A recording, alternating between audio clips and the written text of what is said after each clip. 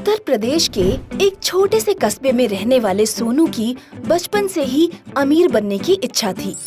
तब माँ ने भी कह दिया था कि हाँ, एक दिन मेरा राजा बेटा राजा बनेगा। पर आज वो जवान हो गया था और जंगल से लकड़ी काटकर गांव के बाजार में बेचकर अपना और अपनी माँ का पेट भरने जितना ही कमा पाता। मगर आज भी उसके मुंह से एक दिन अमीर बनूंगा जरूर निकलता। पर अब माँ ने उससे कहना बंद कर दिया था। बेटा, जब तू छोटा था तो मैं कहा करती थी, हाँ, एक दिन मेरा राजा बेटा जरूर अमीर बनेगा। पर अब नहीं कह सकती। जंगल से तू लकड़ियाँ काटकर लाकर बाजार में बेचकर मुश्किल से तू तेरा और मेरा पेट भरने जितना कमा पाता है। अमीर कैसे बनेगा? ये सपने देखना छोड़ दे। एक दिन ऐसे ही अपनी अमीर बनने की सोच में वो जंगल में बहुत दूर निकल जाता है, जहाँ जाने की कोई भी हिम्मत नहीं करता था। वहाँ जाकर उसे प्यास लगती है। वो वहीं मौजूद एक कुएं पर पानी पीने जाता है। कुएं पर अपनी कुल्हाड़ी रखकर बंधे कमंडल को कुएं में डालना चाहता है। तभी उसके धक्के से कुल्हाड़ी कुएं में गिर जाती है। वो रोने लगता है। ये क्या हो गया? जैसे तैसे मैं अपना और अपनी माँ का पेट भर पाता हूँ। अब मैं नई कुल्हाड़ी कहाँ से लाऊंगा? ये लो बेटा, तुम्हारी कुल्हाड़ी। मैं गरीब जरूर हूँ, पर बेईमान नहीं। ये मेरी कुल्हाड़ी नहीं है, ये तो सोने के जैसी है। मेरी तो लोहे की थी। ये तुम्हारी ही कुल्हाड़ी है। ये कुआं कोई मामूली कुआं नहीं है, ये एक जादुई कुआं है। पर यहाँ कोई इंसान नहीं आता, इसलिए इसके बारे में किसी को नहीं पता। जादुई कुआं मतलब इस कुएं में जो भी चीज एक बार गिरती है वो इसके ऑपोजिट साइड में बदल जाती है। जैसे लोहा सोना बन जाता है और सोना लोहा बन जाता है। नर नारी बन जाता है, नारी नर बन जाती है। इसीलिए तुम्हारी ये लोहे की कुल्हाड़ी सोने की बन गई है। ले जाओ इसे। सुनकर वो कुल्हाड़ी ले लेता है। उसके कुल्हाड़ी लेते ही देवी कुएं में गायब हो जाती हैं। सोनू घर आकर माँ को ये बात बताता है तो माँ को यकीन नहीं आता है।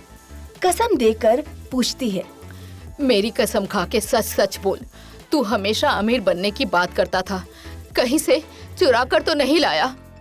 माँ, मैं गरीब रह लूंगा, पर चोरी नहीं करूंगा। ठीक है, मैं यकीन कर लेती हूँ। एक काम कर, फिलहाल इसे छुपा दे। कहीं किसी की नजर इस पे पड़ गई तो इतना सोना देखकर वो हमारी जान के भी दुश्मन बन सकता है। पर इसे छुपा देंगे तो खाएंगे क्या? आज तो मैं लकड़ी भी नहीं ला पाया और अभी इस कुल्हाड़ी को किसी सुनार को बेच भी नहीं सकते। हाँ, नहीं बेच सकते बेटा, वरना गांव में चर्चा हो गया तो। ठीक है माँ, मैं कुछ खाने का जुगाड़ करके आता हूँ। सोनू बाहर जाता है तो देखता है गांव का मुखिया दो बैलों को देखकर परेशान है। पूछने पर वो बताता है, क्या बताऊं सोनू बेटा, मैं एक गाय और एक बैल लेने शहर गया था। बेचने वाले ने बेवकूफ बना दिया। आते वक्त मैंने देखा नहीं और उसने ट्रक में चुपचाप दोनों बैल चढ़ा दिए। मैं वापस करने गया तो लेने से मना कर दिया। अब इतना पैसा भी नहीं है कि मैं गाय ला सकूं। और तुम्हारी मुखियाइन काकी है कि भड़की हुई है, उसे घर में अपनी गाय का ही दूध चाहिए। मुखिया काका, लाओ, मैं इस बैल वाले को बैल देकर गाय ले आता हूँ। मैंने काफी कोशिश की, वो देने को तैयार ही नहीं। कहता है और पैसा दो, और पैसा दो। वो मेरी मजबूरी का फायदा उठाना चाहता है। मैं बैल के बदले आपको गाय लाकर दूंगा, आप दो तो सही। सुनकर मुखिया उसे एक बैल दे देता है। सोनू बैल लेकर जंगल में उसी कुएं के पास जाता है। बैल को चारों तरफ से रस्सी से बांधकर उसे कुएं में धकेल देता है। बैल छपाक से कुएं में जाकर गिरता है।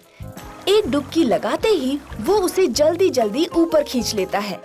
देखता है अब वो बैल गाय बन गई है। वो उसे लेकर मुखिया को सौंप देता है। कमाल है, उसने तुम्हें कैसे दे दिया? मैंने बहुत मिन्नतें की उसे। कहा बेईमानी करने से ऐसा पाप लगता है, वैसा पाप लगता है। सुनकर वो डर गया और दे दिया। वाह बेटा, ये लो, मेरी तरफ से तुम्हें 100 रुपए इनाम। मुखिया से मिले इनाम से सोनू अपने और अपनी माँ के लिए खाने का सामान ले जाता है। माँ उसकी बात सुनकर खुश हो जाती है। बेटा, मुझे इस मुखिया का ही तो डर था। अब तूने इसकी मदद की है तो वो तेरे खिलाफ नहीं जाएगा। चलकर ये सोने की कुल्हाड़ी बेचकर पैसा ले आते हैं। और वे सोने की कुल्हाड़ी बेचकर काफी पैसा ले आते हैं। अब सोनू हर बार जंगल में लकड़ी काटने के बहाने जाता और कुछ न कुछ लोहे की चीज को सोना बनाकर ले आता। धीरे धीरे उसके पास इतना पैसा हो जाता है कि वो न सिर्फ गांव वालों की मदद करने लगता है, बल्कि मुखिया को भी जरूरत पड़ने पर पैसे देता है। मुखिया पूछता भी है, सोनू बेटा, तुम्हारे पास इतना पैसा कहाँ से आ रहा है? मुखिया काका, मेरी ईमानदारी से खुश होकर एक देवी माँ ने मुझे आशीर्वाद दिया है। अगर मैं उसके बारे में पूरा बता दूंगा तो जितना मैंने आज तक आपको और गांव वालों को दिया है सब वापस चला जाएगा।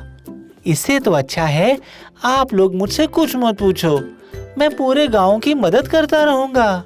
सुनकर मुखिया मान जाता है। कुछ दिनों बाद सोनू मुखिया और गांव वालों से कहता है, मुखिया काका और मेरे गांव वासियों, मैं उसी देवी माँ की तपस्या करने के लिए एकांत चाहता हूँ। इसीलिए मैंने जंगल में अपना बंगला बनाने का सोचा है।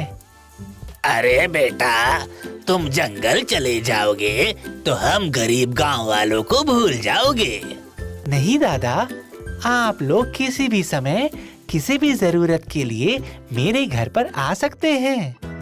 सुनकर मुखिया और पूरे गांव वाले खुश हो जाते हैं और सोनू बड़ी ही चालाकी से जंगल में उसी कुएं के चारों तरफ ऐसा बंगला बनाता है कि कुआं उसके बंगले के अंदर आ जाता है। वाह बेटा, ये तो बहुत ही अच्छा बंगलो है। हाँ माँ, पर आज नहीं तो कल कोई भी गांव वाला इस तरफ आ सकता है। वो यहाँ ना आए इसके लिए मुझे उनके लिए इतना कुछ कर देना है कि उनके यहाँ आने तक की जरूरत ही ना पड़े। ऐसा तू क्या करेगा बेटा? आप देखो तो सही। और धीरे धीरे सोनू बड़ी ही चालाकी से हर घर में लगे लोहे के खम्भों को, लोहे के दरवाजे, खिड़की को उसे सोने में बदल देता है। मुखिया और गांव वाले भी हमेशा उसकी रक्षा करने में लगे रहते हैं।